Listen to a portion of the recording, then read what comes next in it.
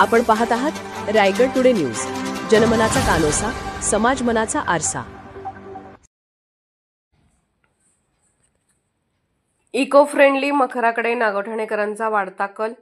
Eco friendly मखर आणि बाजारपेठ सजली, नागोठणे रोशन पदकी।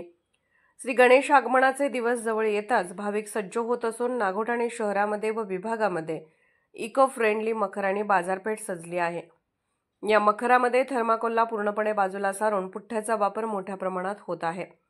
विशेष म्हणजे हे मखर फोल्डिंग स्वरूपाचे असल्याने वापरल्यानंतर सहज घडी घालून परत ठेवता येतात।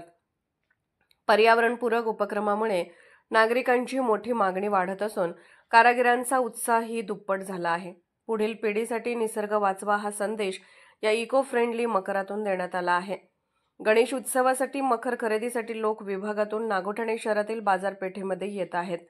यावर्षी इको फ्रेंडली मखर म्हणजे पर्यावरणाला हानी न पोहोचवणारे मखर लोकांना जास्त आवडत आहेत।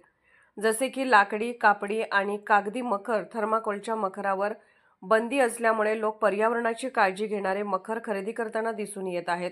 या मखराची किंमत 1000 रुपयांपासून 15000 रुपयांपर्यंत आहे।